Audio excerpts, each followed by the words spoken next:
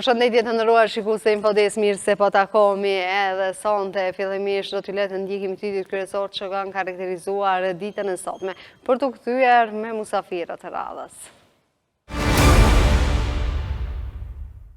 Kuvendi i Kosovës ka dështuar të konstituohet edhe në tentimin e 26.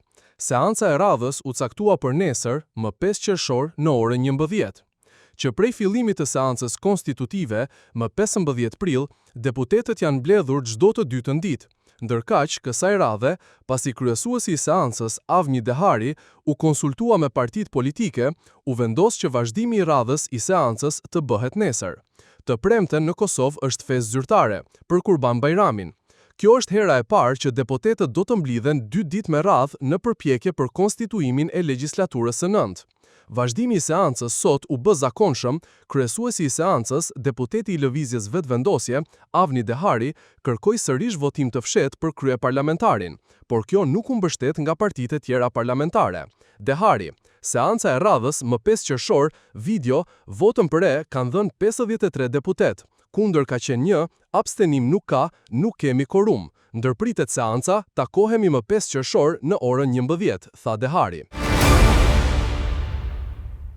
Deputetja e Lëvizjes Vetëvendosje, Albulena Haxhiu, tha se nuk përjashtohet situata ku mund të mbahen 2 palëzgjedhje në të njëjtën kohë. Ajo tha se nuk janë kundër si Lëvizje Vetëvendosje, por sipas saj nëse nuk arrihet konstituimi i kuvendit, atëherë kjo është e vetmja zgjidhje. E propozuara e Vetëvendosjes për krye parlamentare tha se opozita e deritanishme nuk po e pranon rezultatin e zgjedhjeve.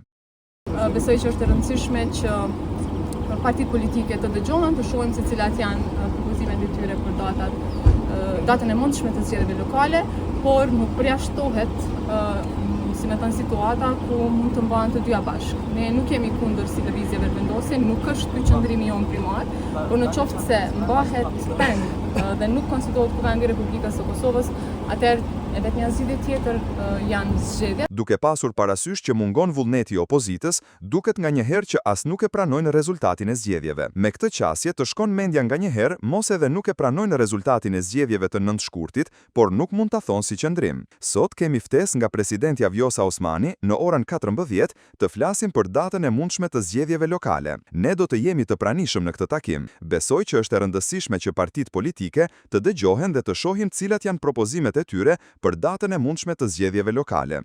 Deputetja Albulena Haxhiu tha se ka inat të pakuptueshëm që qëllimi është pamundësimi i qeverisë Kurti 3. Ka një inat që është i pakuptueshëm, që nuk i bën mirë vendit, sepse është jashtëzakonisht e rëndësishme që të gjithë deputetët e Kuvendit të Republikës së Kosovës të marrin pjesë në votim dhe jo të binë dhe të mos veprojnë asgjë, pra mos marrin pjesë në votim. Qëllimi është që të pamundsohet qeveria Kurti 3. Dhe krahas kësaj, këta nuk kanë mundur që të deklarohen hapur që janë kundër qeverisë Kurti 3, ta themi që nuk kanë mundur të thonë që po e bllokojmë konstituimin e kuvendit sepse po na pengon qeveria Kurti 3, ndonë se kjo dihet, por kanë përdorur forma të tjera të ndryshme, edhe sulme për cilat unë s'do të flas tutje, sepse besoj që kemi folur mjaftueshëm. Për mua nuk është vetja ime, nuk është kjo çështje individuale. Për mua është e rëndësishme dhe për Vetëvendosjen që të konstituohet Kuvendi i Republikës së Kosovës. Qëllimi është që të pamundësohet qeveria Kurti 3. Dhe krahas kësaj, këta nuk kanë mundur që të deklarohen hapur që janë kundër qeverisë Kurti 3. Ta themi që nuk kanë mundur të thonë që po e bllokojmë konstituimin e kuvendit sepse po na pengon qeveria Kurti 3. Ndonë se kjo dihet. Por kanë përdorur forma të tjera të ndryshma edhe sulmet të cilat unë nuk do të flas tutje sepse besoj që kemi folur mjaftueshëm. Për mua nuk është vetja ime, nuk është kjo çështje individuale. Kryetari i nismës socialdemokrate, Fatmir Limaj, deklaroi se zgjidhja për krizën politike dhe formimi i institucioneve në Kosovë nuk varet vetëm nga partia e tij, por nga të gjitha subjektet politike. Ai u shprehi bindur se institucionet do të formohen shpejt, por theksoi se kjo kërkon marrëveshje politike. Tani tash sa ku janë zhvillimet e njëjta, s'ka dilemë që qytetarët e Republikës së Kosovës presin sa më shpejt ndërtimin e institucioneve. Edhe unë besoj që nga dalë po ofrohet koha dhe besoj shumë shpejt Kosova do të ketë institucionet e veta, shpresoj. Shqeqenin, Si subjekt politik ka një agjendë vetën për të shëruar, si me thonë, alternativat të ndryshme. Ajo që është e qartë është që duhet keni marrëveshje politike e cilat të jetë Kosovës institucionet, edhe në parlament edhe në qeveri. Sipas Limajt, çdo subjekt ka përgjegjësinë dhe agjendën e vet për të shqyrtuar alternativa të ndryshme. Ai përmendi edhe takimet me presidenten Vjosa Osmani, duke i vlerësuar ato si përpjekje pozitive për të arritur një zgjidhje. Takimet kanë ndodhur, edhe do të ndodhin, sot e kemi edhe me presidenten, edhe besoj që takimet e tilla janë lajme të mira kudo që ndodhin, pavarësisht nga kush thirrën, për faktin që shihet që është një përpjekje. Është një përpjekje për të gjetur zgjidhjen, besoj që ka me pasën, si me thonë, pjekurit mjaftueshme që në një moment caktuar të vijmë edhe te zgjidhja. Nisma është e gatshme tash me dha kontributin e vet, me kanë e përgjeshme, me ofru zgjidhje mbi bazën e fuqisë tonë politike dhe mundësisë tonë politike. Secili subjekt merr përgjegjësinë e vet. Ne si parti politike jemi pozicionuar, kemi dëshirë që të ofrojmë një zgjidhje duke pa nevojën që të kalohet kjo krizë, edhe a do të jetë kjo zgjidhje përfundimtare, nuk varet më vetëm nga ne, varet nga të tjerët. Nisma është e gatshme të jap kontributin e saj për të tejkaluar e kësaj situate, por zgjidhja përfundimtare varet nga të gjithë. Kryetari i Lidhjes Demokratike të Kosovës, Lumir Abdigjiku, deklaroi se takimi i sotëm me presidenten Vjosa Osmani është vetëm për zgjedhjet lokale. Paraprakisht, deputetja e Lëvizjes Vetëvendosje, Albulena Haxhiu, nuk e ka përjashtuar mundësinë që vendi të shkojë në zgjedhje sërish në të njëjtën kohë me zgjedhjet lokale. Do të caktohet data e zgjedhjeve lokale. Kjo është jo vetëm për lokale do të jetë. U kthem në studio pas blokut dhe lajme për të diskutuar në lidhje me mos konstituimin e Kuvendit të Kosovës. Është bërë një traditë tashmë që të mbahet vetëm 15 minuta kohë deputetët brenda Kuvendit të Kosovës dhe të dalin të vazhdojnë jetën e tyre, sikurse nuk ka ndodhur asnjë gjë.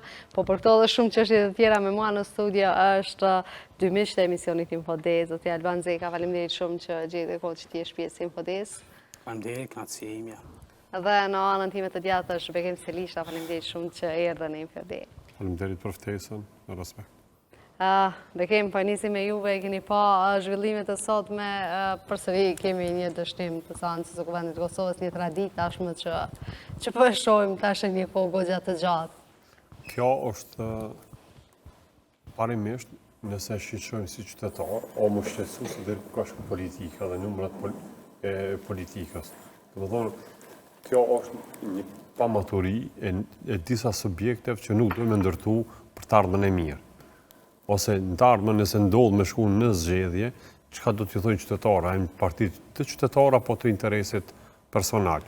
Këto nuk e kanë qartë sepse partia e parë, po nuk është fituese, e deshti apo nuk e deshti, nëse nuk ka koalicione me partitë të tjera, nuk mund me ndërtu qeveri, sepse subjektet politike ndërtohen qeveria ndërtohet me marrëveshje politike me subjektet të tjera, me ato që nuk e fitojnë zgjedhjet. Këtë rast është më e keqja, domethënë ne bënëm për muajin e 4, pikërisht në këtë studio e kam thonë që ne paraqershor nuk kemi pas qeveri.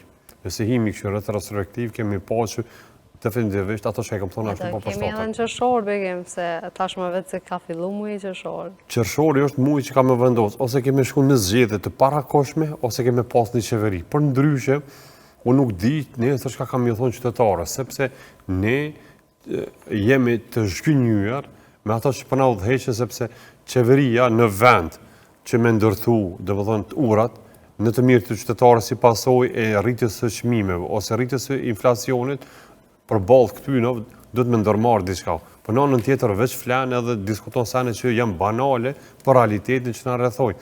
Ne secili qytetar i Kosovës ka nevojë mirëqenien në rend të parë.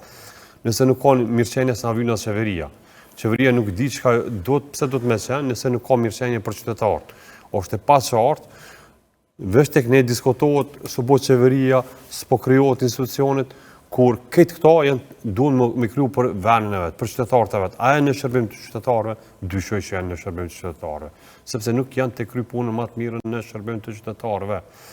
Secili qytetar i këtij vendit ka nevojë për dorën e qeverisë, e shtetit, sepse kem disa kategori të qytetarëve që kanë nevojë për ndihmë, për rritje të pagës ato që punojnë, nënat lehone për rritjen e shtesave, që është si nënë lehon për me marrë fëmijë me 10 euro ose me 20 euro nuk mjaftojnë tash, se janë dyfishuar çmimet, nënën tjetër, ndihma sociale kanë me njëjtën kategori ku nuk janë rritën, paga minimale është 180 euro për fat keq, ende është diskutuar që rritet, po nuk është marrë vendimi hala.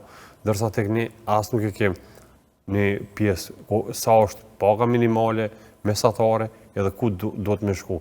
I vetmi vend jam në rajon edhe në botën e zhvilluar që mësimdhënësit janë trajtuar në mënyrë më të keqe të mundshme. Do të thonë mësimdhënësit paguhet shumë më pak se sa një punëtor që punon fizikisht jashtë. Ky me çdo respekt që e bojnë punëtor, po na nëse nuk kemi arsim cilësor, çu ka më shkoni mësimdhënës nëse nuk e ka pagën dinitetshme me dhomë mësim, ose si ka më qenë i fokusum të ai që është i angazhuar me bo. Me gjithë respektin që përmene për punëtorët e ndërtimit shqyqër, thëmë shumë shpesh që është rritën edhe çmimin ndaj tyre dhe respektin ndaj tyre si niko kanë punu me paga minimale. Po ato tash mas pandemisë kanë stabilizu si pasojë që fillon lëvizjet e qytetarëve jashtë Kosovës, edhe ne nesër kemi pas. Pasëm edhe mungesë të tyre në disa rrugë. Ka mungesë të tyre, me një tarë me tafërt ose të mesme, kemi pas probleme për mësimdhënëse, se kërkush nuk e zgjedh me shku me punu për 600 euro, ose një punëtor i administratës për 450 euro, kur tetor për 450 euro nuk ka logjik me punu. Nëse shteti nuk ndërmerr hapa me bën ndryshimit edhe aty, cila ka me qenë arsye që qytetarët tonë mos me lëshu këtë vend, përderisa qeveria dhe institucionet tjera nuk janë afër qytetarëve. Vërtet. Zot Rizeka, ne pam të gjitha zhvillimet sot, ne patëm edhe një hyrje të zotërisë Selisha, i cili na tha për gjendjen ekonomike në vend, cila po shkon në një kaos goxha të madh. Pra, ndërkat që qeveria e Kosovës nuk është as në ndihmë të qytetarëve, edhe nëse vazhdohet me këtë tempo, do kemi edhe një muaj mandej fushat, mandej derisa të formohet përsëri qeveria e re, do shkoj goxha kohë për qytetarët çdo ditë, plus është Po ne sot e pam që për të 26 e radhëzi dështoj konstituimi i kuvendit, gjë që nuk është një veprim i mirë ajo që po ndodh, që gjithë ne kemi shpresuar që institucionet do të konstituohen shumë më herët dhe që të kishim sot një qeveri e cila do dilte përballë gjitha këtyre zhvillimeve për cilat u cek nga parafolsim, por pavarësisht kësaj ne e dim atë e cila rrjedh nga aktgjykimi gjykatës kushtetuese që kryetari i kuvendit i përket partisë së parë dhe ne e dim atë se çka ka prodhuar rezultati i zgjedhjeve të fundit, të shkurtit dhe që vetëvendosi është partia e parë, kështu që unë as nuk po aludoj në atë që opozita duhet me patjetër që t'ja bëj numrat partisë së parë, por edhe tendencat e tilla për të ndikuar në shijet e partisë së parë se kënd ta vendosin si kandidat të pranueshëm nga ata, nuk po më duket që është e arsyeshme, madje vlerësoj të jetë paradoksale.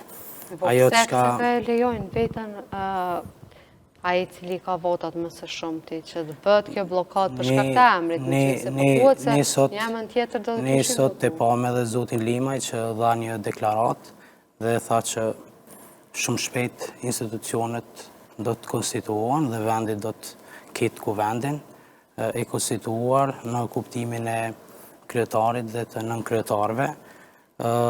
Uroj që kjo të ndodhë sa më shpejt dhe të tejkalohet ky momentum i cili është i papar në historinë e Republikës sonë. Ajo çka është e rëndësishme është që të kemi sa më parë një qeveri e cila do të merrë me gjitha ato të cilat u diskutuan më parë. U përmend çështja e pagës minimale, për cilën zoti Selishta tha që ajo nuk ekziston. Realisht ne kemi një pagë 3 minimale, e cila është në kuotën e 350 euro. Madje ju dini që 250 euro të para... 250 është diskutu.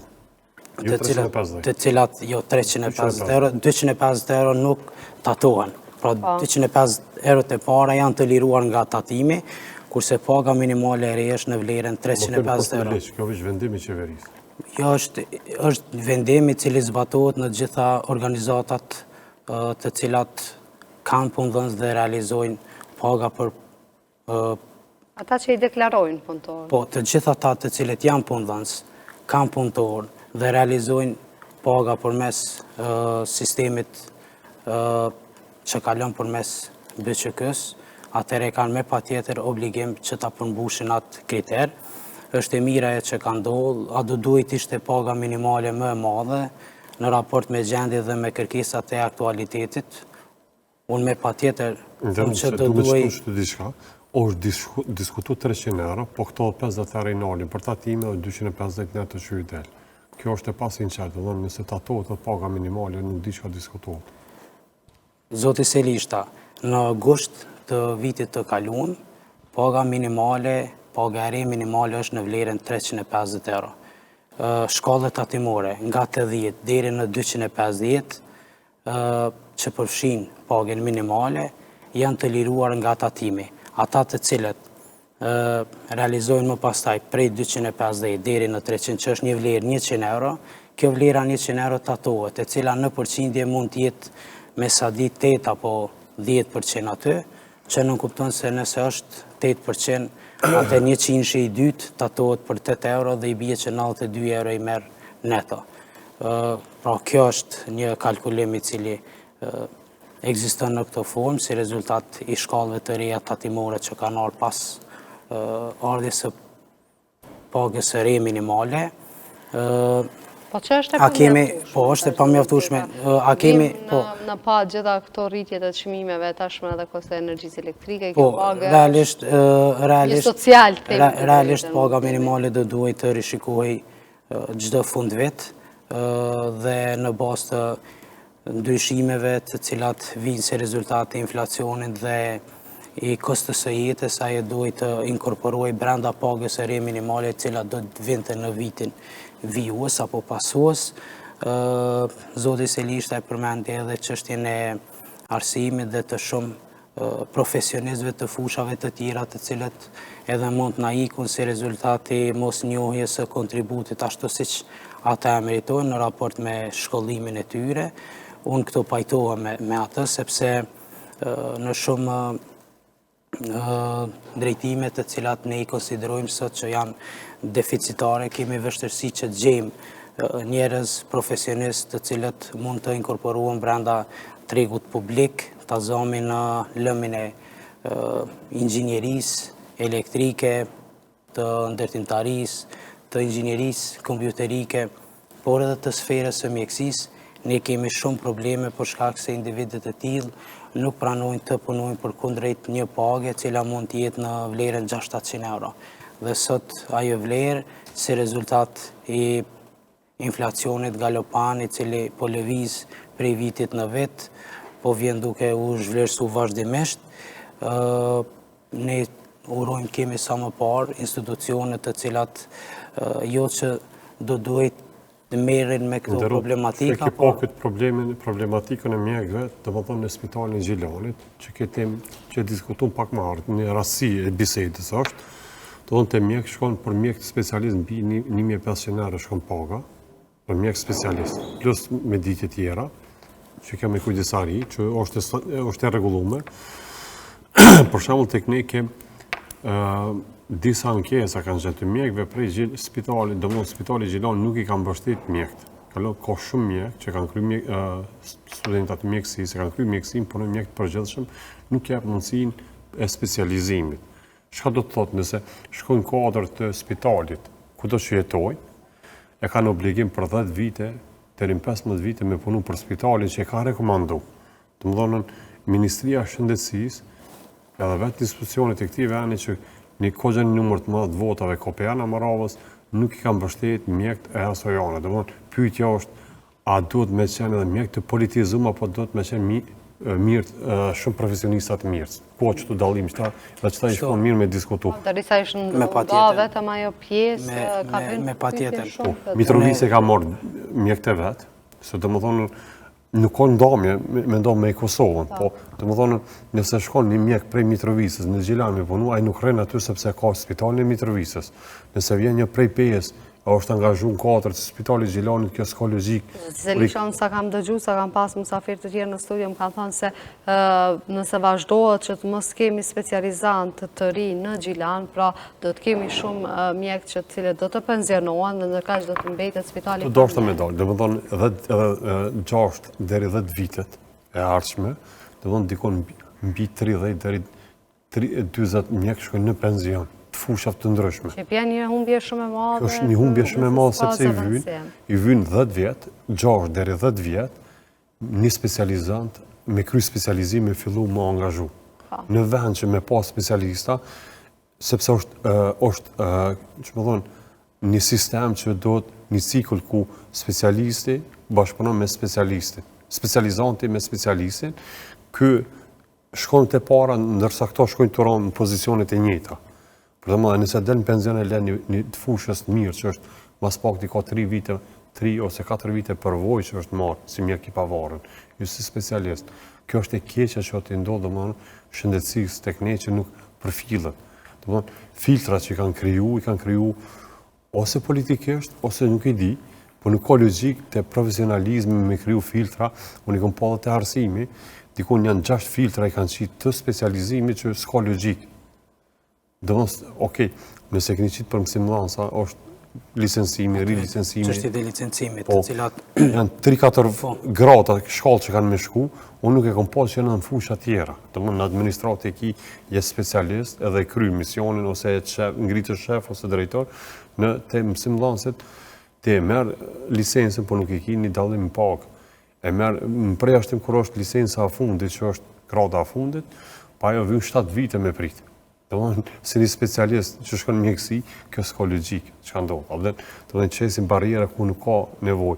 Kur tek ne nuk janë harmonizu ligjet, edhe për nxansa që shkojnë shkollë, cilat ka me qenë standarti i tyne ose sjellit i tyne, harmonizimi mes nxansave dhe mësimdhansave do të për dy partë me pas standarte. Jo me pas një standart veç i pranimit me kohët, ose me normat notav, po edhe me sjellje, edhe me veprimtari, edhe me vijueshmëri. Këto nuk ekzistojnë tek ne.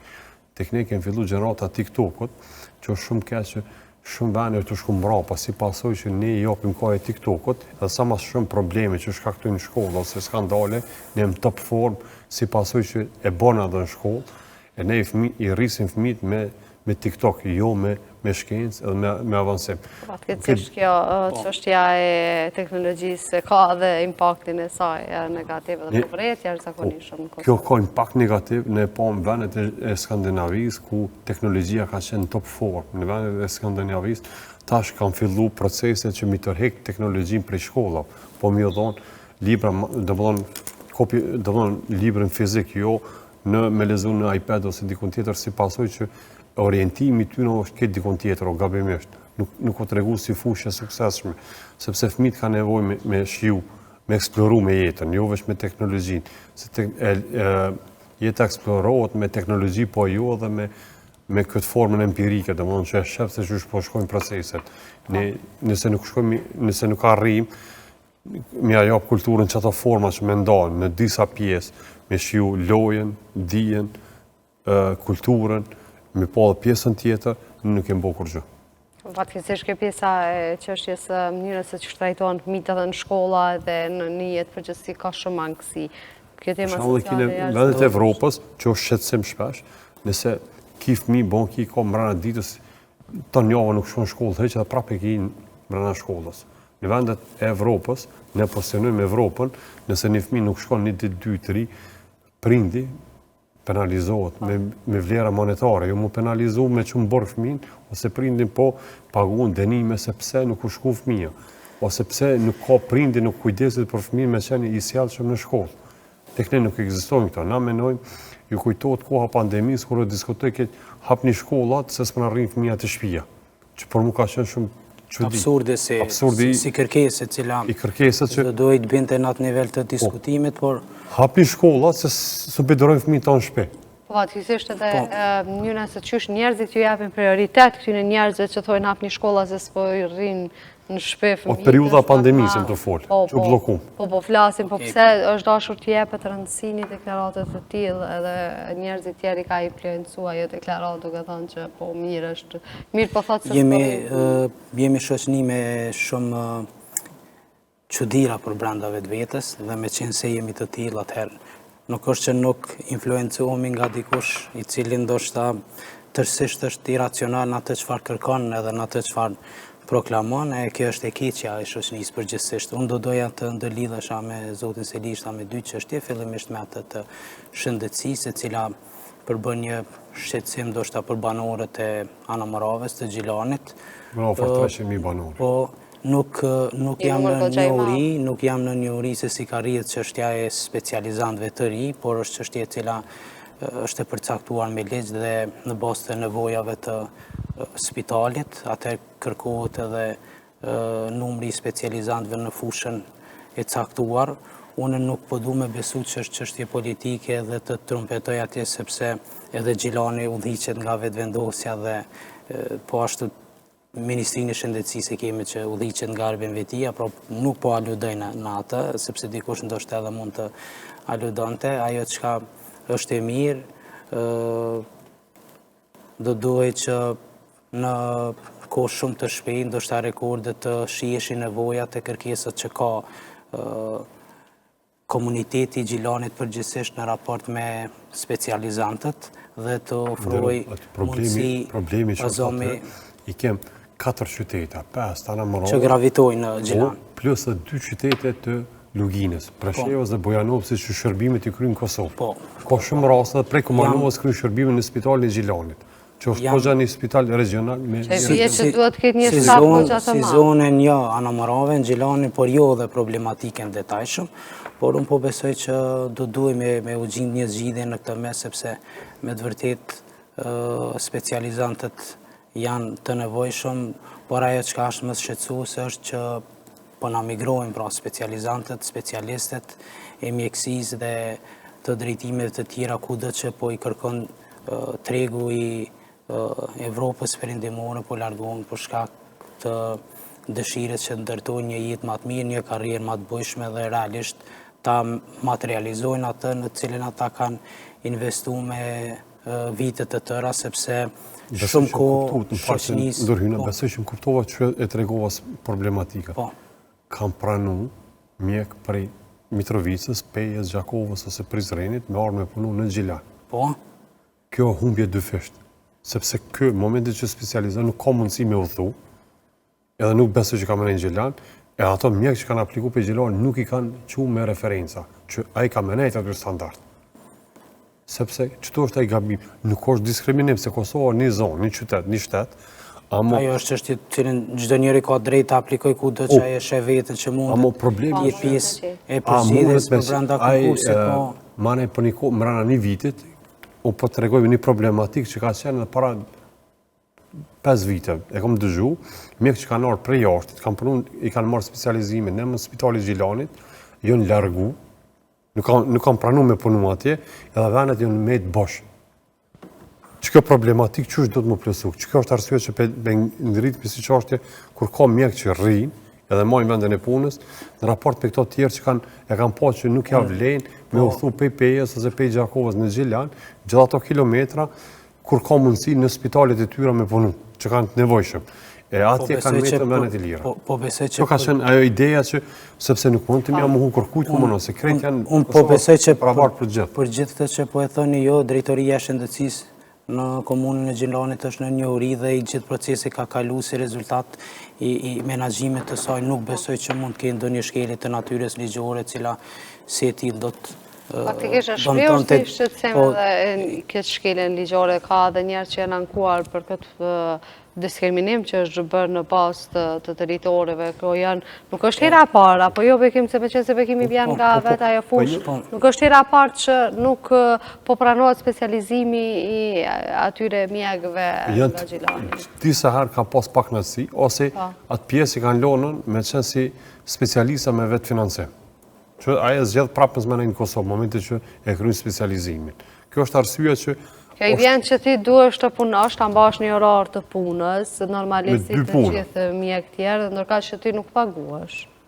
Po, eksakt. Nuk paguash edhe tash sa del një profesionist i mirë, i tillë nëse me vetë financim. Kur është shumë problem, unë vetë e kam provu, në Universitet Vjenës kam qenë me vetë financim, mundësit e kohës lirë për me studiu janë të mëdhën limitohen deri në 30%. Nuk jemi 100%, po deri në 30%. Do të mbijetosh një familje. Po, nuk e gjen orarin ku të përshtatet me ligjëratat, me punën, duhet me punu punë të ndryshme me arrit me qenë. Kështu që efikasiteti i punës të tillë është deri në 30%, nuk është në 100%. Ne kur e dimë se nuk je 100% në një vend tjetër ose në specializim ose në profesionalizëm, është probleme pa suksesin që e pret. Pa, vërtet. Na ishim këthy edhe të çështjet e tjera që kanë të bëjnë me Kuvendin e Kosovës. Ne pam sot një deklarat zot Binezir Kraku, i cili tha se nuk e dinte se sa është paga e tij e cila e merr në Kuvendin e Kosovës, ndërkaq po flitet për 26 seanca, të cilat për 26 seanca ka marrë me ditje të caktuar. Si po ju duket juve kjo deklarat? Pse po dalin me kaq modesti, duke thënë se nuk e dinë sa kanë rrogët, sikurse nuk ju intereson ajo çështje. Po, e kum dëgju një deklarat të tillë të zotrit Krakun, kur e pyetën gazetarit që ishte në hapësirat e oborrit të Kuvendit, dhe tha që kum dëgju dikun që mund të jetë rreth 1.800 euro paga bazë. Nuk e di për çështjen e meditjeve se a kanë marrë meditje apo nuk kanë marrë, por me gjasa ajo çështje që i përket sekretariatit të Kuvendit dhe çështjes rregullorës së Kuvendit, qytetarët të cilët realizojnë të hyra shumë më të vogla se sa ata, gjithë secili prej neve e din se sa ka pagën dhe kur i del paga, për shkak se thuajse të gjithë jetojnë përmes asaj page, përveç saj kanë edhe obligimet të natyrave të ndryshme në raport me jetën përgjithsisht, dhe unë po mendoj që ai e ka thonë si deklarat, jo për mburrje, por ndoshta me të vërtet nuk e ka shikuar se sa mund të jetë paga, sepse vjen prej një kulture, prej një vendi me një punë të mirë, i cili me sa di unë ka qenë profesor diku në Francë, dhe me gjas financiarisht, materialisht qëndron mirë, dhe kjo nuk e ka preokupu, sepse të tjerët të cilët jetojnë përmes një page, jo vetëm që e dinë se e kanë pagën, por mezi presin të vijë fundi muaj që të realizojnë pagën dhe të jetojnë përmes saj. Ashtë e ndershme dhe ashtë e sinqert, kam rezerva në këtë, sepse ata të cilët janë ajke e shoqërisë, ne mendojmë që janë ajke e shoqërisë dhe duhet të ishin shumë të matshëm në paraqitjet e tyre publike, sepse fjala publike ka peshë dhe ne jemi përgjegjës për atë çfarë e themi dhe si e themi, kështu që jo rrallëherë qytetarëve për brenda listave zgjedhore u ofrohen edhe njerëz të cilët nuk kanë ndonjë përgatitje të duhur profesionale ose nuk kanë ndonjë background të natyrës intelektuale, në veçanti në zgjedhjet komunale, kur kemi ato zgjedhjet për asamble, Dhe proprietar të komunave, të cilët shpeshherë nuk e kanë asarsimin bazë. Po, edhe rastet të tilla, fatkeqësisht kemi pas që do duhej të eliminoheshin, po kush janë ata të cilët të eliminojnë, jemi ne. Pra populli, qytetarët, shoqëria duhet të jenë shumë racional kur vendosin se kujt po ja besojnë 4 vitet e ardhshme që qeverisë me ta, me fëmijët e tyre dhe të ndërtoj politika të cilat politika atyre do t'ua letonin jetën në shumë drejtime, do t'ua përmisionin mirëqenien përgjithsisht. Jo rrallëherë në listat për asambleni shohin njerëz të cilët nuk kanë asnjë merit që t'jenë aty, por fatkeqësisht gara në asamble është ndruar në garë familjare dhe në garë shoqërore. Shumë a shumë votohet familjarisht dhe shoqërisht se sa për individin në raport me atë çfarë përfaqëson ai si vlerë. Shpeshherë kemi një cytje nga ngarendje të fshatrave për të dërguar gjithkush asambleistin e vet atje se na shtyn një projekt, na shtyn një rrugë, na shtyn një kanalizim dhe na zgjedh një problem. Ky është Kjo është e keqja e shoqërisë në cilën ne jemi katandis, edhe dënë shumë punë, shumë mund që të largohemi nga pajlitari cili një farë forme duket se na ka lidhë për një shkëmbë e zërë dikush na zgjidh prej tij.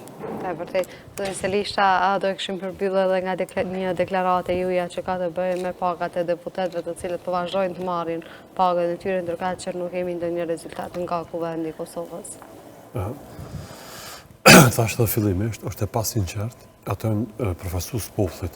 Domthonë nuk ka problemi sa paguën, po problemi sa janë të efektshëm për punën që po paguhen. Që kjo është shumë e nevojshme që me dita po kryjnë punën për qytetarët, sepse ato janë shërbys të qytetarëve dhe për qytetarët janë ardhur aty. Ne për mua është e pamoralshme nëse menojnë ato me ato paga të majme me shku ka 3 minuta me marrën nëse nuk gaboj dikun është 180 euro me ditja. Nëse nuk gaboj. Ne jem të folë për meditje tash, nuk jem të folë për paga bazë, është paga bazë. Hajde e meritojnë po meditjet. Ato meditje nuk ka që i meritojnë për 3 sekonda, ose 3 minuta, ose edhe gjysore me nejtën. Është me shku me pi një kafe në kuvend dhe me dorë për kuvend. Ke fundit nuk ka rezultat. Zoti Selisht është çështje anomalive për brenda vetë ligjit. Unë nuk e di pse është arsyeshme të ketë meditje kur ekziston paga bazë. Po i bie njëjta, unë ta kem pagën bazë si profesor, por të marr meditje pse kontrolloj testet, pse ligjeraj. Eksakt. Atëherë të duaj edhe edhe tek netë. Ato mundën me bo, me kriju, domethënë meditje për ekspert që angazhojnë për fushat e caktuara, ku paguhen shumë pak ekspert që janë të caktuar për fusha caktuara. Domethënë fusha profesionale që ndodh shumë pak, paguhen shumë më pak se sa një deputet që shkon. Unë e kuptoj që kanë shpenzime më zgjedh deputet, po aty vijnë me pasën efikasitet tek ligjet, ne kemi pasur ligjet, për çdo deputet vendor me shumë angësi.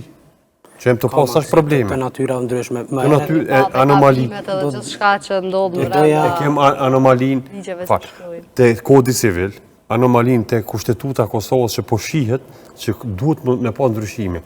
Edhe po ashtu anomalinë edhe tek ligji zgjedhor domthonë ne kem 20 vena të rezervuara për më pak se 4% të minoriteteve që jetojnë në Kosovë. Domthonë ka logjik. Hajde, unë isha pajtu me fut aty edhe. Ka ardhur si rezultat i pakos së atisorit se kona s'kont. Ama atë është në përqindje të minoritete. Është çështje e cila e ka rregulluar me minoritete. Ama edhe me pakon atisorit është kota gjinore. Kota gjinore tjetër sen, pakon atisorit është me kohë caktuar kur duhet më ndryshu. Që të kujtohet vitin 2013, në atë kohë kryeministri ishte Hashim Thaçi, ishte presidenti që s'është më këto, fatkeqësisht, që e mori iniciativë që edhe 10% të vendet të rezervuara i futi në garim, që duhet mu garu vetë minoritetet. Po pse mos me bëjë te minoritetet tjera ku i kem me garim? Sa duhet më ndryshu ky rregull sepse afër 10% e kuvendit është i bllokuar padrejtisht. Hajde 10%, nuk është 10 deputet, nuk është problemi shumë i madh, po 20 deputet janë shumë, sepse ne po kem edhe anomali në qeverisjet e zakonshme. Do doja mund të lidh edhe tek një çështje, nëse nuk marrin shumë koha. E kemi ti kalu goxha shumë kohën, zot Rizika, besoj se do të kemi një... Shumë shkurt. Zoti Selishta e përmendi çështjen e arsimit dhe tha kanë rrjedhur shumë probleme, po ka probleme, e përmendi edhe në fund tani çështjen e pagave të deputetëve, kur ishte ajo periudha që kërkoheshin komentet nga jashtë në raport me ligjin e pagave, i cili ishte në draftim, ne patëm dërgu disa komente tek personat përgjegjës, por nuk u patën marrë në konsiderat lidhje me çështjen e arsimit se si do duhet të bëjë një klasifikim më ndryshe në kuptimin e përgjegjësive, për shkak se... Menon që është e drejtë më pagu një motër medicinale ma shumë se një mësimdhënës. Me shkollë të mesme pa ty nivel. Nuk është e drejtë, unë po nisem tek ajo për shkak se janë nisë prej logjikës apo prej parimit pagë njëjtë për punë të njëjtë, por nivelet e shkollimit janë të ndryshme. Dhe gjithkund në botë nivelet e shkollimit respektohen, nuk është e njëjtë si një mësimdhënës me shkollë të lartë pedagogjike dhe si një tjetër me nivel master më pagu njëjtë. Kjo është problematike në vetë motivimin e atij që është me kualifikim më të lartë që të punoj më shumë, të njëjtën kohë të kërkoj edhe më shumë prej nxënësve, pavarësisht kësaj çështje pagave është çështje e cila ka kalu si ka kalu dhe nis mund të kthehemi prapa për ta sanu, por uroj që të ndiqet të paktën inflacioni dhe e njëjta çdo vit të konvertohet edhe në rritje të pagave.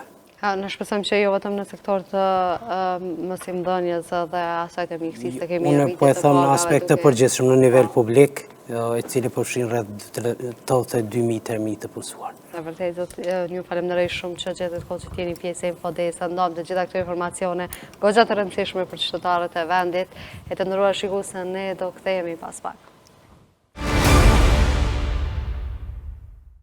U kthyem në studio për të folur në lidhje me komunën e Rahovecit, të rejat që kemi nga kjo komunë. Flet vetë kryetari i komunës Rahovecit, zoti Ismail Latifaj. Zoti Latifaj, faleminderit shumë që pranua që t'jeni pjesë e Infodesë. Ndërpasi, faleminderit edhe juve për mundësi. Zoti Latifaj, cilat janë të rejat që i kemi nga komuna e Rahovecit, si po shkojnë punda, keni arritur që të implementoni të gjitha planet që keni pasur në plan gjatë këtij mandatit të juaj për 4 vjet? Po, ne vazhdimisht punojmë edhe sot jemi në punë për kundër faktit që temperaturat sot janë ngritur, pra janë shumë të larta mbi 30 gradë. Kemi disa punishte në të cilat po punohet, edhe po besoj që gjatë këtij mandati qeverisës ne kemi përmbushur një sër detyrimesh, zotimesh ose premtimesh të dhënën e fushatën parazgjedhore të vitit 2021. Zoti Latifaj, sapo ju penalizon çështja e mos konstituimit të Kuvendit të Kosovës, duke ditur se janë të bllokuar një shumë goxha e madhe e mjetësh që Bashkimi Evropian ka destinuar komunave të Kosovës. Po, padyshim që ngërshi politik, juridik, si doni e quajmë, apo ngërshi institucional, pamundësimi i konstituimit të Kuvendit për disa muaj rresht, mos zbatimi ose mos implementimi e rezultatit zgjedhor të zgjedhjeve 9 shkurtit është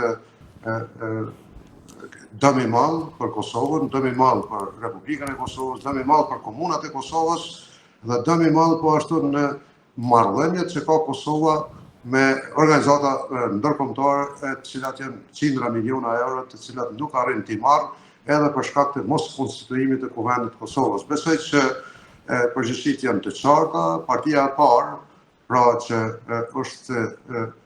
ka dalë pas zgjedhjeve të 9 shkurtit, ishtë dashur të gjej forma edhe të shfrytëzoj të gjitha mundësitë që të gjej modalitetin për konstituimin e Kuvendit të Kosovës, e më pas edhe të kemi një qeveri, domethënë me fuqi plotë që do të ishte aktive e përgjithshme, do të shërbente pa dallim qytetarët e Republikës së Kosovës. Zotri Latifaj, ju vetë vini nga Alianca për Armërinë e Kosovës, sa ju ka penalizuar juve çështja e mos kontaktit të duhur me nivelin qendror, meqense shumica e komunave të cilet nuk përfaqësohen nga lëvizja vetëvendose kanë pasur probleme të këtilla, pra shumë projekte nuk janë lëshuar në zbatim, gjithçka që është mbarur nga qeveria qendrore. Po, realisht edhe kur ka pas qeveri aktive, pra qeveri para këtyre zgjedhjeve, nuk mund të themi që jemi të kënaqur, madje jemi të pakënaqur me veprimet ose me çastin që ka qeveria ndaj komunës Rahovec dhe komunave të Kosovës në përgjithësi. Natyrisht ne kemi mungesë të përkrahjes, ose përkrahje të krejtësisht të pamjaftueshme, mirë po ne kemi edhe një situatë shumë problematike e cila vazhdon godas komunat, edhe komunën tonë, kontrata kolektive dhe buxheti që po i merret nga thesari përmes procedurave përmbarimore komunave të Kosovës, edhe komunës Rahovecit që vetëm këtë vit diku 2 milion euro buxhet nga buxheti i komunës i është marrë për përmbushjen e kontratës kolektive nga thesari. A ju ka me të kryetar ndonjë projekt i pasbatueshëm shkak i kontratës kolektive, meqense një shumë goxha e madhe është marrë edhe komunës së Rahovecit? Ne kemi tash, domethënë kemi kode buxhetore ose projekte investive të cilat i është marrë buxheti. Fatkeqësisht dhe kemi kontrata aktive në të cilat është marrë buxheti. Fatkeqësisht dhe kemi kontrata që presim i lidh që janë pezur për shkak se i është marrë buxheti nga ana thesarit të shtetit. Kjo është problematikë shumë e madhe dhe vetëm dje edhe par dje na i marrë mbi 550.000 euro, që do të thotë shumë. Pra po merret buxhetin nga investimet kapitale, nga projekti, po merret buxhetin nga mallat dhe shërbimet, po merret buxhetin nga subvencionet, po merret buxhetin në për kategori ekonomike të cilat po ja u vështirësojnë dhe po na vështirësojnë edhe neve si komunë punën tonë, edhe po e dëmtojnë raportin me operatorët ekonomik, edhe po i ngadalsojnë projektet, edhe po shkaktojnë vonesa dhe natyrisht ne nuk e kemi ndërmend të dorëzohemi, ne po vazhdojmë me punë, mirë po është një ndëshkim i madh që po i bëhet komunave të Kosovës nga operacionalizimi ose zbatimi i kontratës kolektive që sipas asaj çka ne besojmë që është e drejtë, është logjikshme, është korrekte, kontrata kolektive nuk është nënshkruar nga asnjë kryetar komune, kontrata kolektive është përgjegjësia e nivelit qendror dhe fondi për ta përmbushur kontratën kolektive si benefit ose të drejta që i takojnë silllësve ose punëtorëve të arsimit dhe punëtorëve shëndetësor, i dashur të sigurohet nga Ministria e Financave dhe jo të merret buxhet në mënyrë kaq të famsheshme, domethënë pa fije respekti komunave të Kosovës, edhe të komunat ta përjetojnë këtë si një goditje të rëndë në proceset zhvillimore edhe në krejt angazhimet që kanë për mirëqenien e qytetarëve dhe cilësinë e jetës tyre.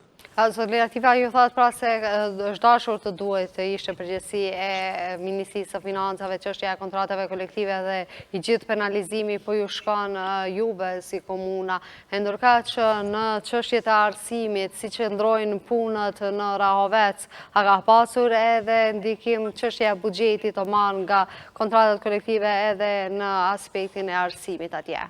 Poste vetëm në një shkollë ne kanë marrë 350.000 euro si vjet. Pra, në ndërtimin e një shkollës fillore të mesme të turp, Hams Thashin në Xherx, na e marrë 350.000 euro të planifikuar nga komuna për ndërtimin e asaj shkolle. Që do të thotë që është një ndëshkim i madh që është bë për shembull një projekt i rëndësishëm të arsimit. Në këtë rast ndërtimin e shkollës fillore të mesme të turp, objekti 3 shkollor Hams Thashin në Xherx. Pra, përveç kësaj, Ministria e Arsimit ka hequr nga kodi që i ka pas për këtë vit 350.000 euro, i ka hequr pikërisht këtë vit që ka pas me mjadhan komunës për ndërtimin e asaj shkolle, i ka hequr. Për 700.000 euro me njëherë kemi mungesë të mjeteve aty. Natyrisht, ne në është marrë buxheti në sektorin e arsimit edhe në kategorinë mallat dhe shërbimit, që do të thotë e vështirëson ose e bën vështirë të përballueshme ato që kemi detyrë ne ta bëjmë në raport me shkollat tona në komunën e Rahovecit, pra ato që kemi për detyrë qoftë në furnizime, qoftë në furnizim me lëndë djegëse, në furnizime materiale të ndryshme edukative arsimore, e plot projekte të cilat lidhen me furnizimin e shkollave tona. Po sidoqoftë ne nuk e kemi ndërmend të ndalemi, e kemi ndërmend të përmbushim nevojat themelore që ka arsimi në komunën tonë, shëndetësia në komunën tonë, bujqësia në komunën tonë dhe të gjitha fushët nga ai që i kemi ne në administrim ose në menaxhim si komunë jashtëzakonisht e rëndësishme e Republikës Kosovës, siç është komuna Rahovec. Komuna Rahovecit ka një pasuri të jashtëzakonshme të vreshave, atje ka filluar punimet kryetar sa i përket çështjes së vreshave, a do të kemi mjaftueshëm rrush për këtë vit? Ne kemi dëme të shkaktuar nga ngrisjet dhe të ftohtit, temperaturat nën zero që kanë qenë -4, -5 gradë para dikun ka fundi prilit, ka prili, edhe natyrisht e kanë ndikuar që dëmtohet ardhia rrushit dhe dëmtohet edhe në sasi edhe në cilësi.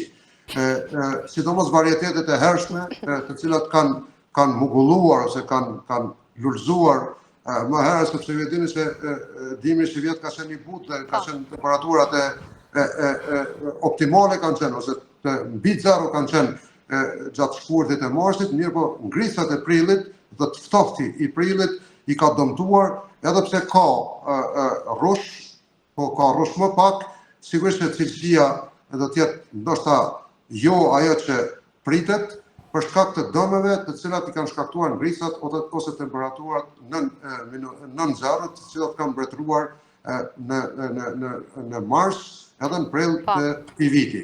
Sidoqoftë, punëtorët pra vreshtarët po i vazhdojnë punën e tyre, s'po ndalen, i keni kudo nëpër vreshta, i kemi në herje të hardhisë rrushit ose azhësimin atyre, heshtjen atyre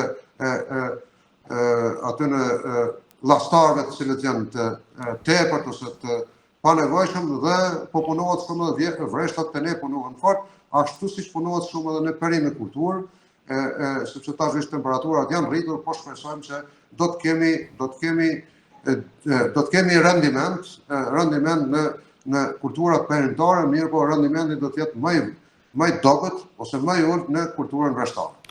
Mirë po, Solidaritet pa i sa kanë pas përkraje nga Ministria e Bujqësisë vreshtarët atje që të shkoj sa më mirë çështja e vreshave këtë vit.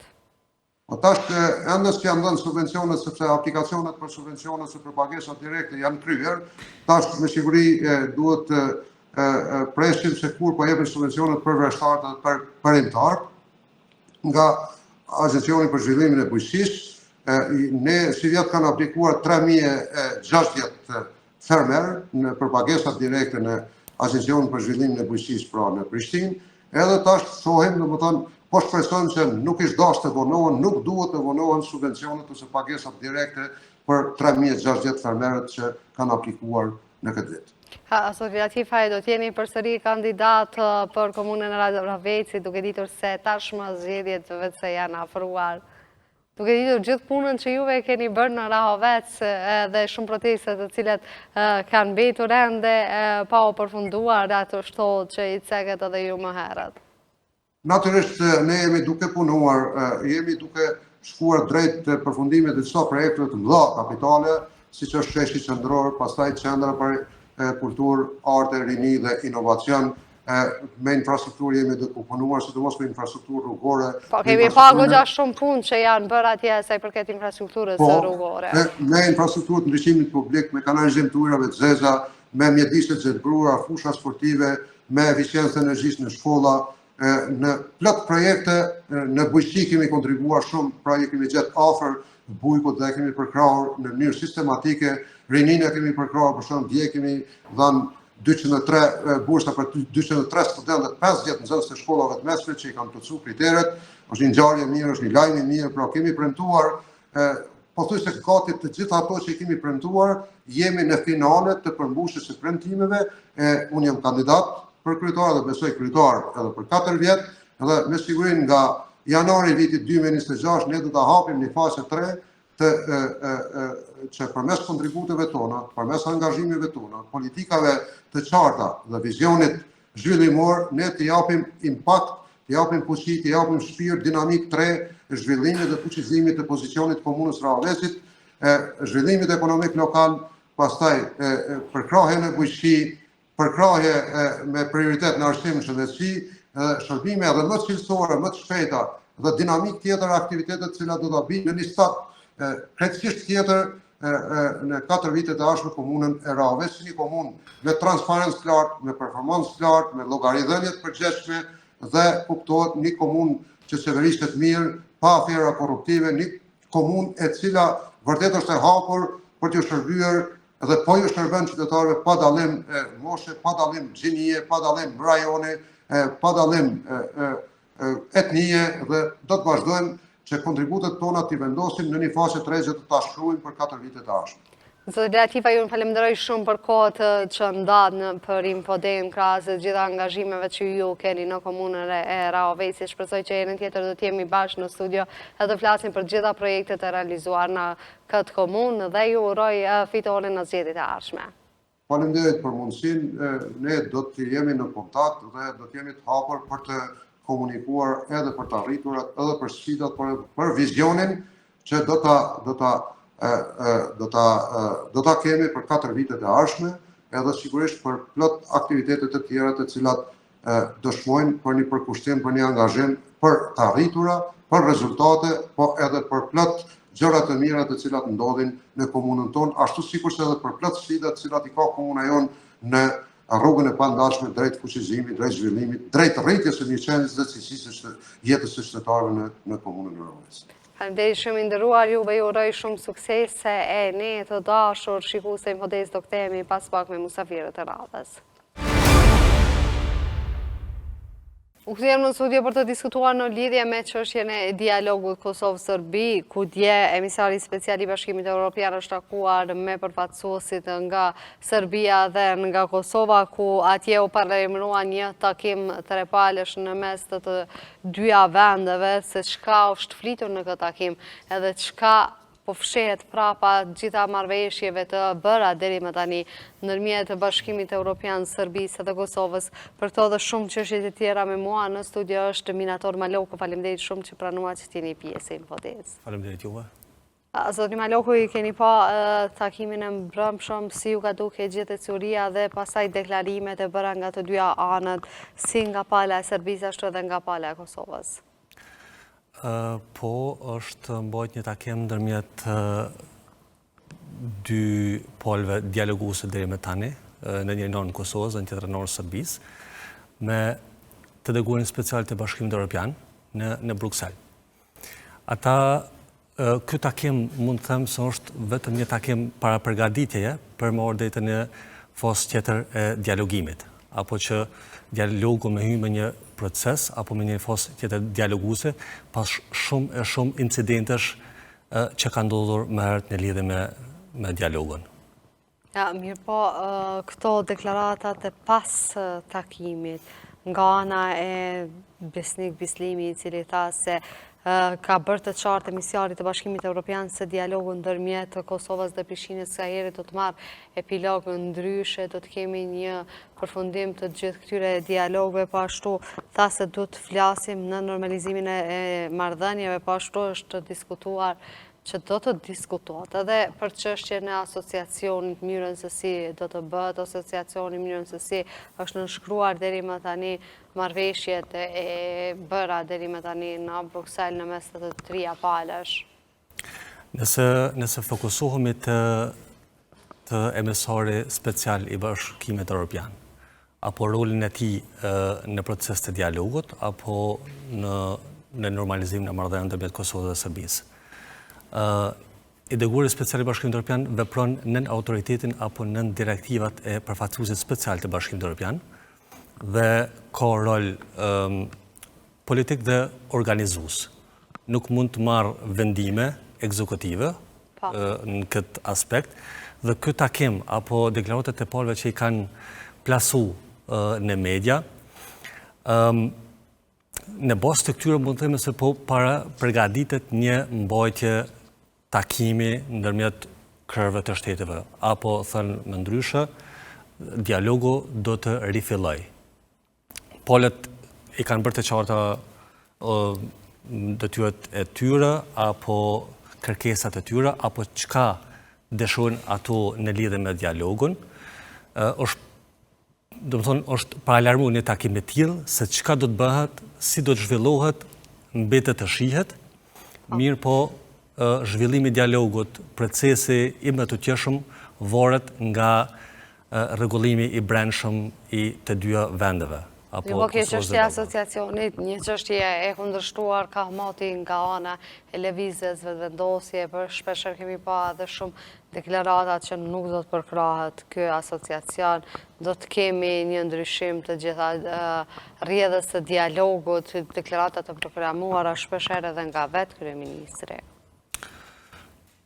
Po, dialogu ka qenë stopuar, themi më herë për shkak të disa incidenteve që kanë ndodhur me dyja vendeve dhe po ashtu kemi pasur edhe jetra të humbura. Kemi pasur një akt terrorist nga shteti serb që ka bën në territorin e Republikës Kosovës. Ajo është mjaft e rrezikshme për shkak se polët kanë qenë duke dialogu dhe nuk është dashur një gjë e tillë me ndodh, mirë po ja që ka ndodhur.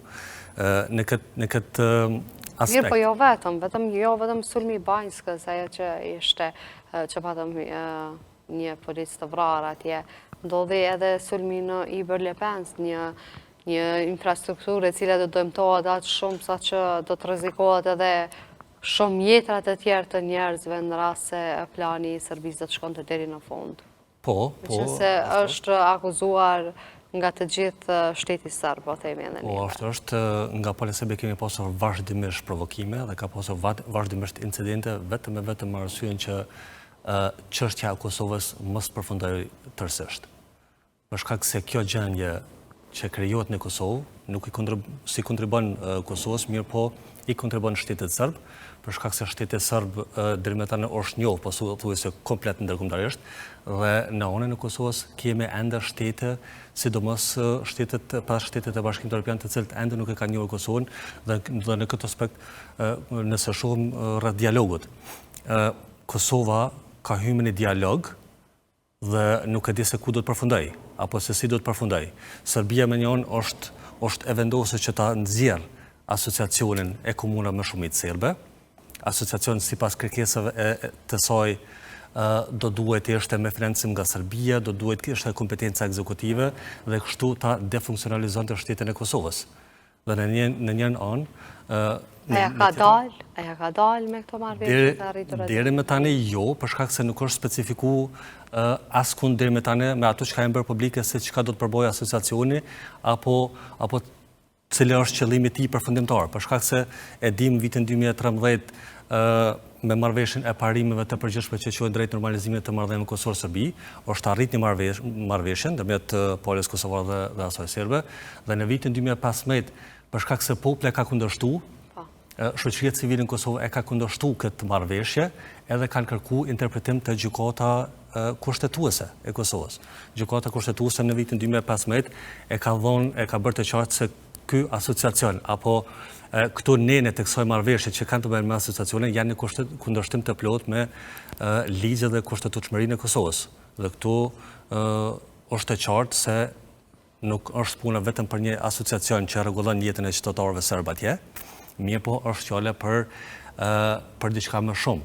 E kjo më shumë në kupton që do të ketë kompetenca ekzekutive që ndoshta në një ardhmë të afërt mund të kemi destabilizim të vendit dhe gjithë fokusi kryesor edhe i Bashkimit Evropian edhe i Shtetit Bashkuar të Amerikës, mos them edhe e gjithë botës, për sigurinë e Evropës dhe të Ballkanit është të dialogu Kosovë-Serbi. Profesor Maloku, kjo çështje po iniciohet edhe jashtëzakonisht shumë edhe nga Bashkimi Evropian, duke ditur dhe rreziqet të cilat ju po i parashihni. Pra është një çështje që Bashkimi Evropian ka mgull që çështja e asociacionit të përfundojë sa më shpejt që të jetë e mundur. Pse po bëhet gjithë kjo këmbgulje? A nuk e kemi ne si shtetas kosovar, ata që dialogojnë në emër të tonë, një plan se si do të duhej që të vijej çështja e asociacionit në vijë dhe të mos kemi probleme të tjera që vijnë para aktit të krym në nënshkruaje ose leje çështjen e asociacionit? Kjo çështja leje nuk vije në diskutim, mirë po vetëm që ta nënshkruajmë një akt të cilën vetë se e kemi përpara.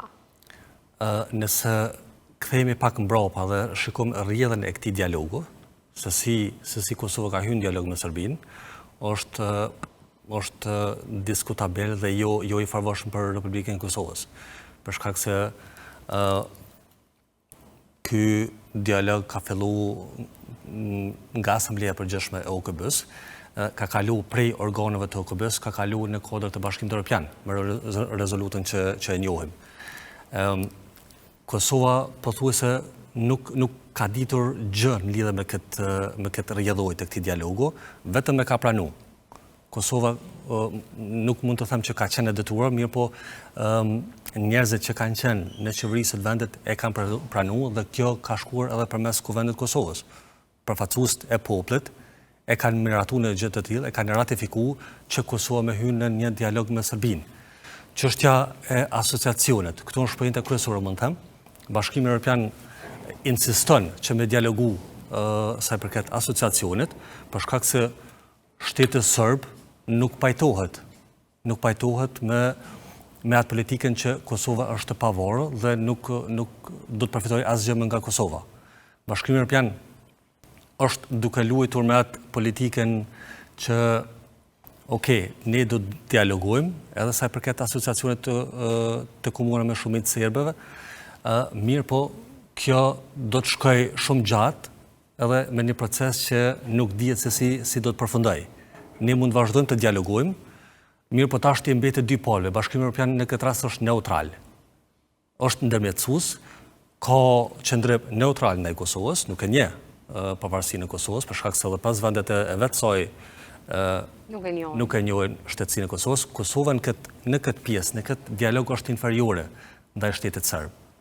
Është inferiore për shkak se është kirën pjanë ka qëndrim neutral ndaj saj, 5 vende nuk e njohin shtetin e Kosovës, ndërkaq në raport me Serbinë njihet Serbia dhe deri më tani nuk ka ndonjë problem sa përket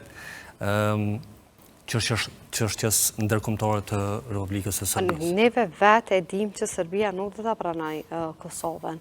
Mirë po duke e ditur këmbguljet e Serbisë, se çështja e Kosovës nuk do të pranohet. Pse neve nuk e kemi një përpilim të planit, se çka duhet të përmbajë ky asociacion, nëse veç është detyrim nga ana e Bashkimit Evropian, çka duhet të përbajë ky asociacion në mënyrë që të mos shkelet kufiri i Kosovës dhe mos të kemi një ndarje me këtë asociacion dhe mos t'i vihen të gjitha prioritetet e Serbisë për para prioriteteve tona, a nuk kemi na njerëz që din të përpilojmë plane, se kur dalim përballë një bashkimi evropian dhe një Serbie të dim se çka të kërkojmë, jo vetëm të këmbgulim që kjo çështje nuk do bëhet edhe pikë, meqense gjithsesi duhet bëhet asociacioni. Kur jepet të çështja asociacionit dhe themelimit. Po meqense e kemi obligim, pra duhet bëhet. Meqense tash po flasim për asociacionin, është një temë mjaft delikate, që pothuajse edhe ata që janë duke dialogu apo dy vendet nuk e dinë se cilë do të jetë përfundimi i kësaj.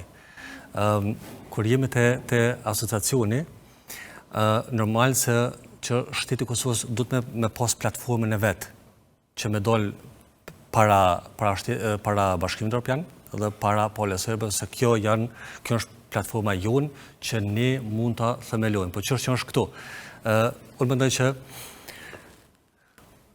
palët apo Kosova do të më fokusu tash të marrëveshja e Ohrit, e cila është nënshkruar në Maqedoni, nuk është nënshkruar, mirë po palët verbalisht kanë rënë dakord. Po, kanë rënë dakord në mënyrë verbale që me zbatu aneksin e kësaj marrëveshje. Kjo marrëveshje nuk e specifikon totalisht se çka do të përbojë asociacioni, mirë po vetëm thuhet që do të krijojë garanci. Shteti i Kosovës do të me kriju garanci që me kriju një sistem të vetë menaxhimit për popullatën serbe në veri të Kosovës. Kur themi të vetë menaxhimin nga vetë strukturat atje, apo të diriktuara nga Beogradi? Të vetë menaxhimit nënkupton ato struktura që janë pjesën veriore.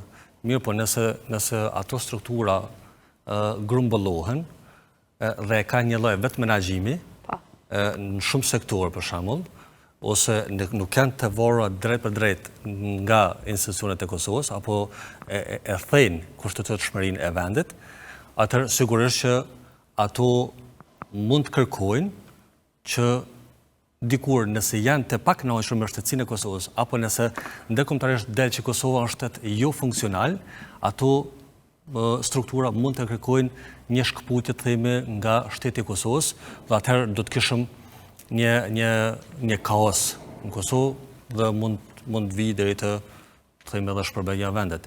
Mirë po këtu të asociacioni në bazë të marrëveshje edhe më parashme që janë bën ndërmjet dy palëve, Kosovë Serbi, të dy palët insistojnë se cila duhet të trajtohet e para.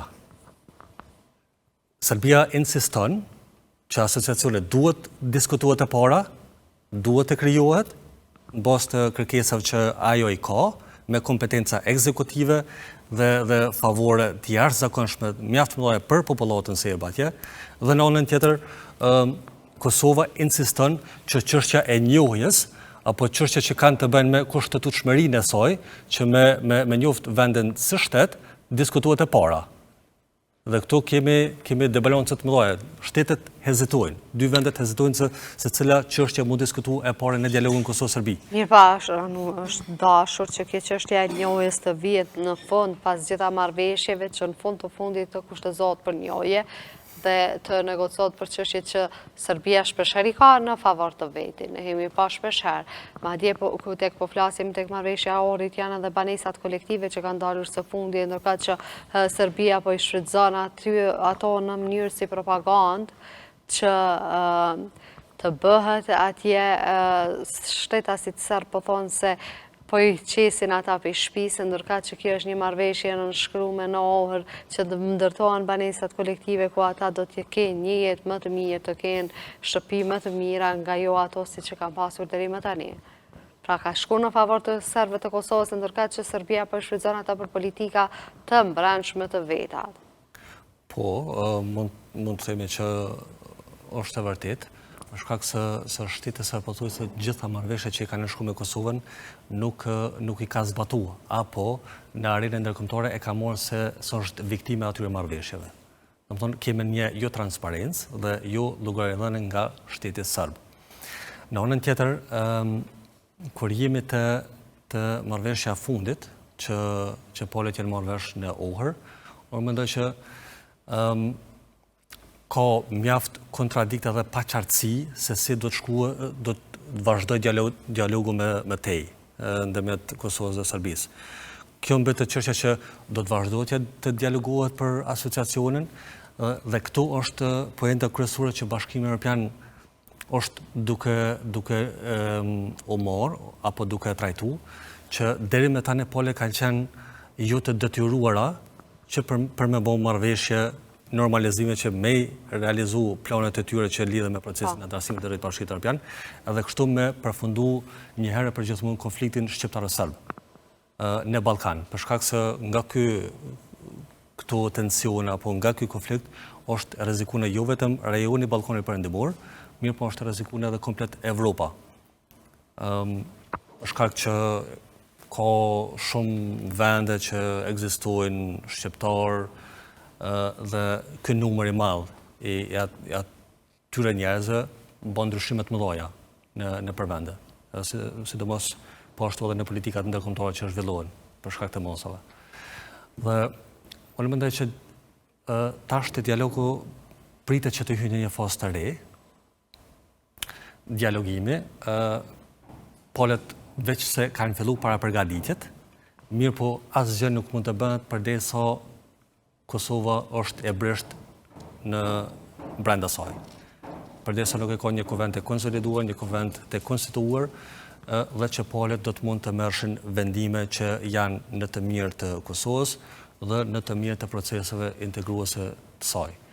Për shkak se nëse Bashkimi Evropian është interesuar që ta arrijë apo ta bëjë një marrëveshje gjithëpërfshirëse, ligjërisht e detyrueshme, që polet mos mund të bëjnë pra politika apo të vijë te vazhdimi i incidenteve apo të humbet jetës njerëzve dhe po thot do të vijë për shembull një moment kur Bashkimi Evropian do të thotë ok, kjo është e tëra, ju ishit në tavolinë, nuk arritet që të bisedoni dhe të merreshit vesh, tashme do të kalojnë një fazë re dhe ajo fazë nënkupton një marrëveshje ligjërisht të detyrueshme, gjithëpërfshirëse dhe pas kësajna Po çka do të më përfshijë në atë marrëveshje? Në atë marrëveshje pritet që diskutohet. Nuk është ende një marrëveshje përfundimtare se si duhet jetë apo çka duhet përmbajë. Për atë arsye dialogu është ende në vazhdim e sipër. Pas një periudhe që është ndërprer, prapë do të vazhdoj dialogu, mirë po dialogu nuk mund të vazhdoj pa institucione, pa organin legislativ që është kuvendi, që ajo marrëveshje të kaloj përmes kuvendit, me shumicën e votave apo 2/3, dhe në njërin anë ajo marrëveshje që ratifikohet nga Kuvendi i Republikës Kosovës, qeveria është e obliguar që ta zbatojë, dhe kështu ajo marrëveshje ndërkombëtare bëhet pjesë e sistemit të brendshëm juridik të Kosovës. Zotin Maloko, një çështje që unë e pash dje të proklamuar sefte nga zotri Besnik Bislimi ishte edhe çështja e imponimit të temës së Preshevës dhe Bujanovcit në procesin e dialogut, apo bëhet kjo për konsum të brendshëm, duke ditur situatën e cila po shkojmë drejt zgjedhjeve, një çështje si Presheva dialogu ishte diskutuar edhe në zgjedhjet e kaluara, pra para kësaj të fundit, ku flitej shumë për integrimin e njerëzve nga Presheva dhe Bujanovci. Apo bëhet kjo vetëm për konsum të brendshëm, apo mund të kemi përfitime diçka, dhe çka mund të kemi përfitime nga Presheva dhe Bujanovci, a do të bën pjesë e jonja, apo do të mbetet në territorin e Serbisë? Këtë çështje shpeshherë e diskutojmë nëpër media. ku është epilogu e gjithë kësaj çështje? Po, çështjet e tilla, çështjet e territorit janë diskutuar edhe më herë, domethënë nga krejt tjerë të shteteve që e morën me këtë problematikë dhe e njohim se si ka përfundu.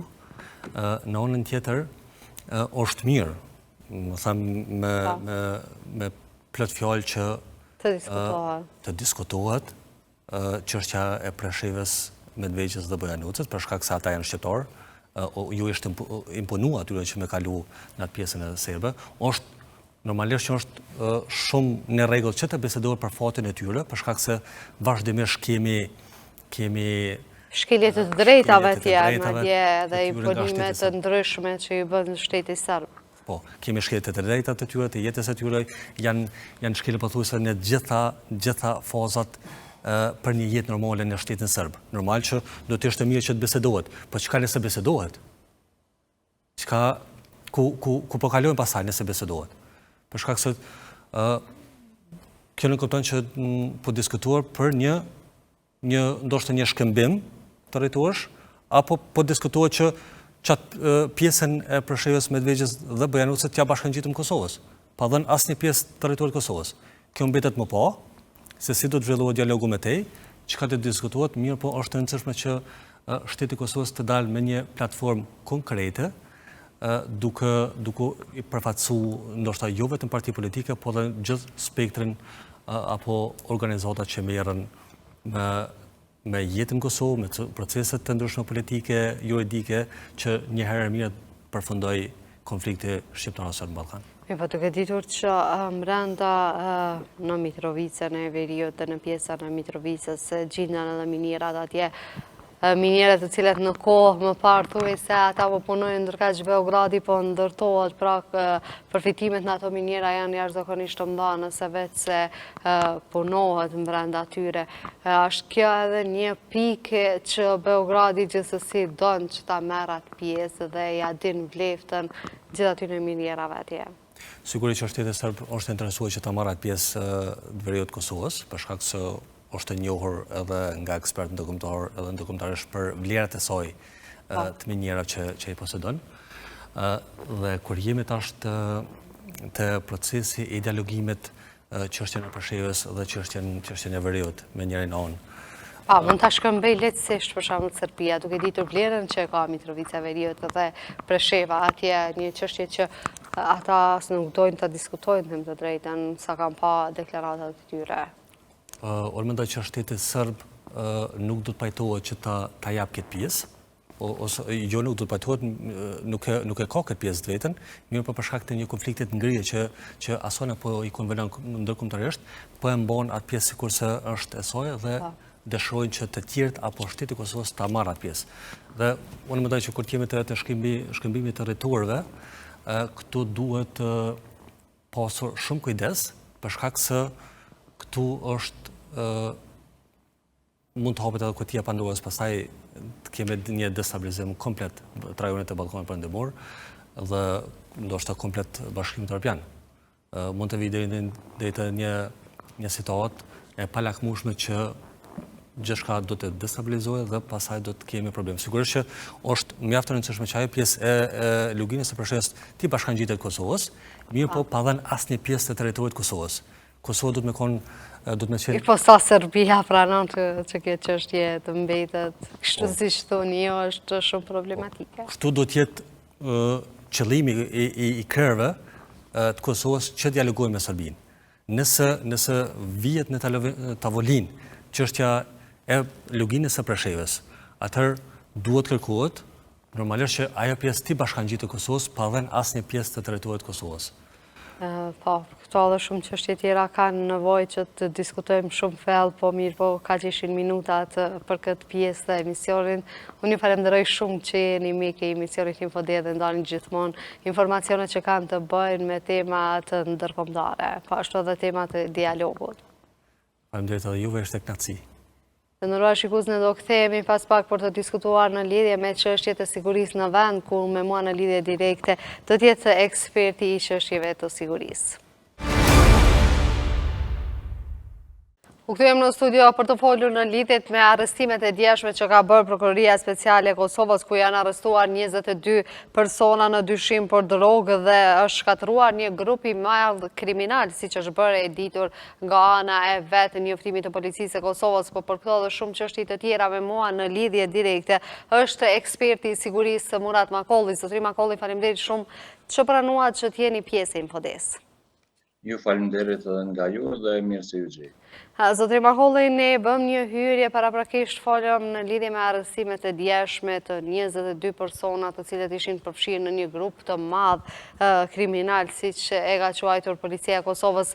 Si po ju duken të gjitha këto zhvillime që janë duke ndodhur në Kosovë, të gjitha këto arrestime që po ndodhin çdo ditë, sa i përket çështjes së drogës, një çështje të cilën juve e keni proklamuar ditë më parë në emisionin Infode?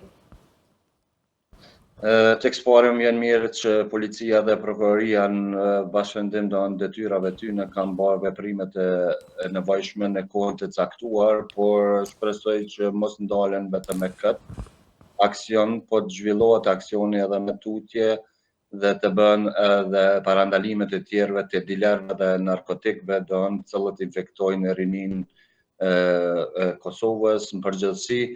Dhe kjo është një e mirë që po i ndodh vendit dhe besoj që çdo qytetar do duhet ta përkrahë këtë arrestim dhe arrestimet e tjera që besoj do të vinë në ditët në vijim.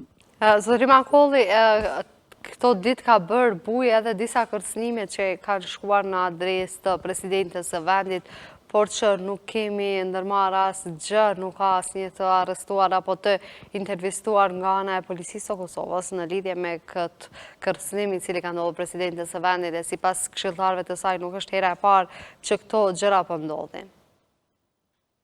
Unë sa jam njoftuar është caktuar një prokuror për hetimin e kërcënimit ndaj presidentes zonjës Vjosa Osmani Sadriu. Ajo është personi numër 1 i shtetit, komandanti i forcave të sigurisë dhe besoj që policia, OKI-ja, prokuroria dhe gjithë organet e sigurisë do duhet të mirën shumë seriozisht me këto kërcënime, sepse nuk janë vetëm një kërcënim verbal, po është një kërcënim i hapur në email dhe kështu që besoj çdo email kanë të vetën dhe mund të hetojë edhe kibernetike, krimet kibernetike. Dhe po ashtu policë hetues shërbimi inteligjencës dhe duhet të kemi raste konkrete dhe kemi arrestime, sepse të kërcënohet njeriu i parë i shtetit, që komandanti i forcave të sigurisë, një herët edhe presidente e Republikës Kosovës, nuk është për të lënë anash, por kjo do duhet të mirën prioritet kryesor i tyne që të eliminohet, të sankcionohet dhe të arrestohet çdo kush që ka bërë këtë vepër. Mirë po, a janë këto normale, këto të gjitha kërcënimet që po ndodhin nga ana e zyrtarëve të shtetit, siç është presidentja e vendit Vjosa Osmani, në kohën kur neve fatkeqësisht po përballemi me një ngërç politik? Unë nuk e shoh normale, për shkak se presidenti po ta nuk kërcënohet vetëm një person, një personalitet, po kërcënohet komandanti i forcave të sigurisë, të i përket ky post. Dhe po të kemi një kërcënim tillë, për mendimin tim, nuk është i rastësishëm në këtë kohë, por është një kërcënim serioz dhe besoj që do duhet të mirën organet e sigurisë shumë seriozisht dhe të kemi rezultatin e tyre. Koha po kalon, sekondat, minutat, ora, ditët po kalojnë dhe nuk kemi ndonjë rezultat për sankcionimin apo arrestimin e atij personit, atij grupi. Besoj, kështu që nuk është vetëm një person. Besoj në këtë rast dhe nuk është ky sulm ndaj presidentes, po kjo është ndaj strukturës sigurisë komplet të Republikës Kosovës. Dhe të lihet anash me tani që nuk kemi asnjë rezultat, për mua është pak e habitshme dhe mendoj që Këshilli i Sigurisë do duhet të rrëpë nga Pra e thoni se duhet të mbledhet Këshilli i Sigurisë dhe të merren më seriozisht këto çështje që kanë të bëjnë me të parën e shtetit? Unë besoj që po, sepse kërcënimi është serioz dhe vjen nga një email, një akant që çdo sot dhe çdo kush mund ta zbuloj, që mirët me pjesën e informatikës dhe kibernetikës, kështu që nuk e di se si qysh veprojnë këshilltarët e sigurisë presidentes, por të isha në vendin e tyre do të bëj presion si ndaj shërbimit inteligjencës, po ashtu edhe ndaj hetuzëve, prokurorisë dhe policisë, që kjo çështje të merr epilog të caktuar dhe personi ose personat që kanë kërcënuar presidenten, komandant e forcave të sigurisë të Kosovës, do dalin, të arrestohen dhe të dalin para gjykatës. Zotri Makolli, një çështje që ka bërë shumë bujë mediatike është edhe disa postime të videove të zotri Milajm Zekas, i cili ka folur në lidhje me shumë persona që kanë të bëjnë me gjykatën speciale dhe punën që kjo gjykatë po e bën. Ndërkohë që kam pa disa reagime tuaja që ju ishit kundër këtyre publikimeve të këtij gazetari i cili është merrur me ulëmtimin e shumë çështjeve e një ndër tyre edhe me gjykatën speciale. Mendimin personal, pasi që unë kam kaluar një kohë me ekipën mbrojtëse edhe në kohën e kaluar gjatë vitit 2005, ekipën mbrojtës të ish-kryeministrit Ramush Haradinaj, që ka udhëheq Michael Orel, dhe kanë qenë avokatë të cilët sot i kemi në procesin gjyqësor, njërin nga ta ka hap dorëheqje për shkaqe personale Ben Emerson, ndërsa Rodi dhe të tjerë kemi që janë proces.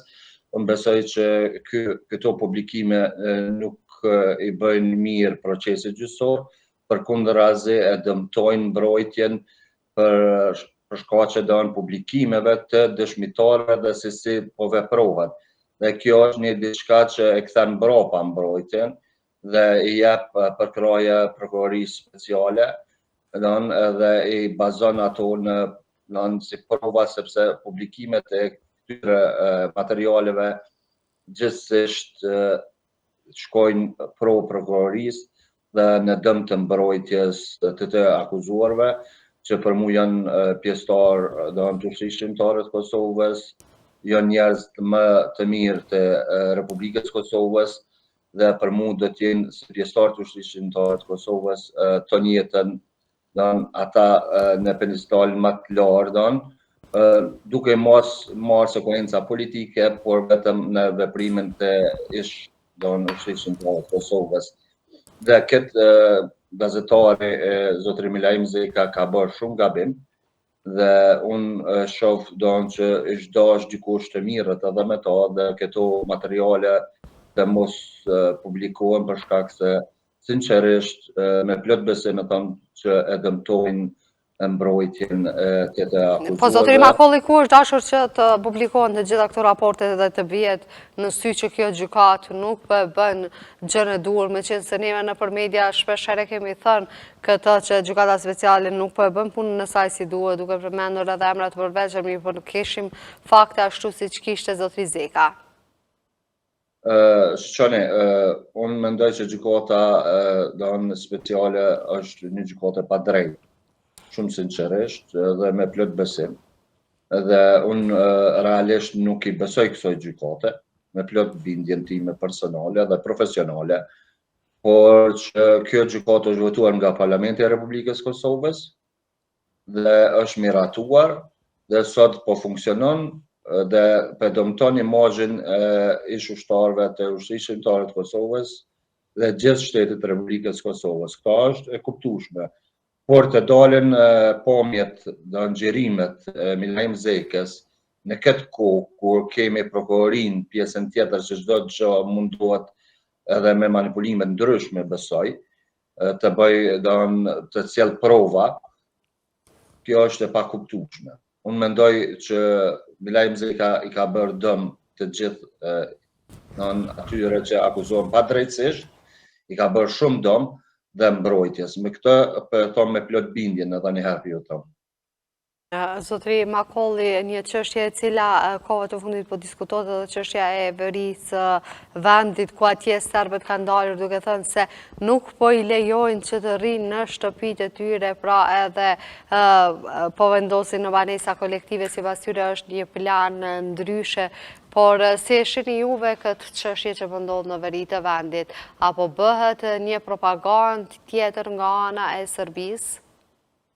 Absolut që po. Propaganda aty në çdo ditë më shumë bojnë dhe shtyhen nga shteti i Serbisë dhe strukturat kriminale të sigurisë Serbisë shtyhen qytetarët serb që jetojnë në Republikën e Kosovës, marrin veprime të kundërligjshme realisht dhe këto veprime nuk i bojnë mirë as pakicës serbe që jetojnë në Kosovë, përkundrazi e dëmtojnë ato, për shkak se Kosova është shtet dhe ka strukturat e veta të sigurisë, ka strukturat e punës dhe gjendjes sociale, kështu që këto veprime vetëm çka dëmtojnë pakicën serbe që jeton në Republikën e Kosovës, pasi që ata do duhet të integroheshin në sistemin e Republikës Kosovës dhe do duheshin të bëjnë thirrje që të përkrahen ekonomikisht në gjendje sociale e tyre dhe të përkrahen fëmijët e tyre tek spare.